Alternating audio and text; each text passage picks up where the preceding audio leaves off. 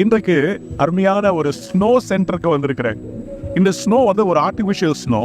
இந்த ஸ்னோ வந்து மெஷின் உருவாக்கி அந்த மெஷின் பதப்படுத்தி இந்த ஸ்னோ வந்து பாதுகாத்து வைத்திருக்கிறது.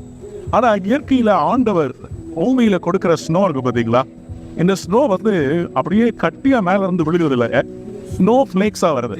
உங்களுக்கு தெரியுமா, நம்முடைய ஃபிங்கர் பிரிண்ட் மாதிரி, நம்முடைய கை ரேகை மாதிரியே 2 ஸ்னோ ஃபிளேக்ஸும் ஒரே மாதிரி இருக்காதான்.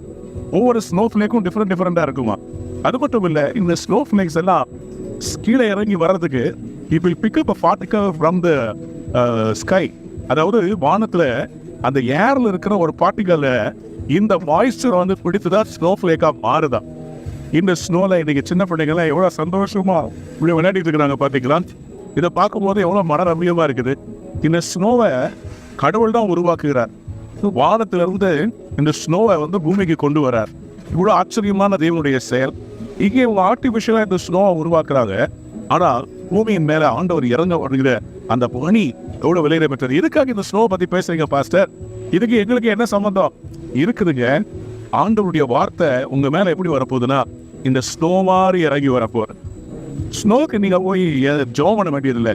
ஆண்டவர் வானத்துல இருந்து ஸ்னோவை கொண்டு வரார். சரி, இந்த ஸ்னோல பைபிள்ல என்ன சொல்றது? ஆண்டவர் சொல்றாரு, எப்படி ஏசாயா 55ஆம் அதிகாரத்துல ஆண்டவர் சொல்றாரு, என்னுடைய வார்த்தை எப்படி இருக்குமா, வானத்துல இருந்து இறங்கி வர பனி ஒரு நோக்கத்தோடு வருகிறது.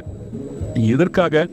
தாவரங்களை எல்லாம் விளையச் செய்கிறது, எல்லாருக்கும் உணவு கொடுக்கிறது, அவங்க வாழ்க்கையிலும் மாற்றுகிறது இந்த பனி, இந்த மழை. அதுபோல ஆண்டவர் சொல்றாரு ஏசாயா 55ஆம் அதிகாரத்துல அவர் 11ஆம் வசனத்துல சொல்றாரு, அப்படியே என் வாயிலிருந்து புறப்படும் வசனமும் இருக்கும், அது வெறுமையாய் திரும்பி வராது. இன்னைக்கு ஆண்டவர் உங்களுக்கு இந்த பனி போல இறங்கி வரப்போகிறார். உங்க வாழ்க்கையை அவர் நனைக்க போகிறார். தானியேல் 7:9, மத்தேயு 28:3, இன்னும் revelation 1:14 says God was clothed as a snow. ஆண்டவருடைய உடுப்பே ஸ்னோ மாதிரி வெண்மையா இருக்குமா.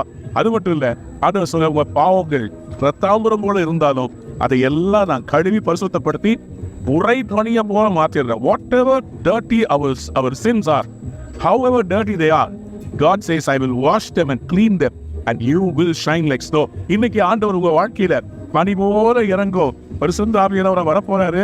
உங்க வாழ்க்கையை வளமாக்க போகிறாரு. இதற்காக உங்களை படைத்தார், அந்த நோக்கத்தை நிறைவேற்ற போறார். God bless you. Have a wonderful day. Amen.